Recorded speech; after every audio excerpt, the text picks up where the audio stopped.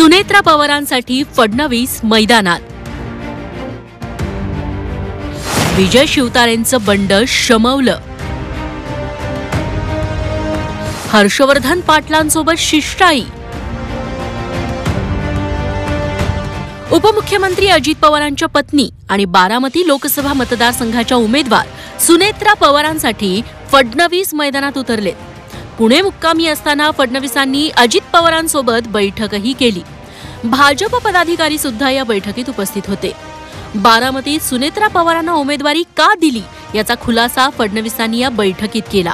भाजप कार्यकर्त्यांवर अन्याय होणार नाही म्हणत नाराजी दूर करण्याचा प्रयत्न फडणवीसांनी केला।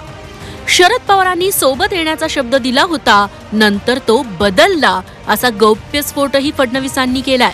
सुनेत्रा पवारांना बारामती लोकसभेची उमेदवारी जाहीर झाल्यावर पहिलं बंड केलं ते शिवसेनेच्या विजय शिवतारेंनी। बारामती कुणाचा सातबारा नाही म्हणत शिवतारेंनी अजित पवारांविरोधात रणशिंग फुंकलं।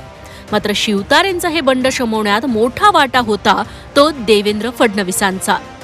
अजित पवारांनी बारामतीची लढाई जिंकायची तर साथ हवी होती ती भाजप नेते हर्षवर्धन पाटलांची।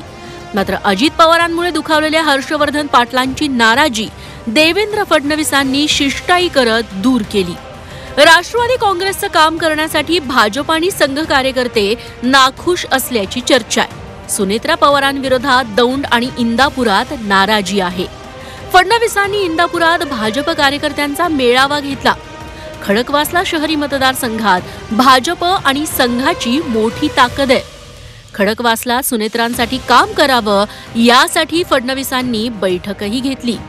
बारामती लोकसभा मतदारसंघात अजित पवार किंवा सुनेत्रा पवार यांच्या विरोधात जिथे जिथे नाराजी आहे तिथे फडणवीस डॅमेज कंट्रोलचं काम करतायत। बारामतीतली लढत ही फक्त काका आणि पुतण्या यांच्यामधली लढत नाही, तर महायुतीच्या दृष्टिकोनातनं त्याचप्रमाणे भारतीय जनता पक्षाच्या मिशन 400 पारच्या दृष्टिकोनातून अत्यंत महत्त्वाची आहे।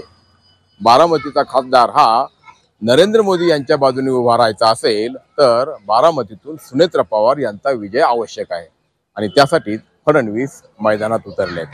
अरुण मेहत्रे, झी 24 तास, पुणे।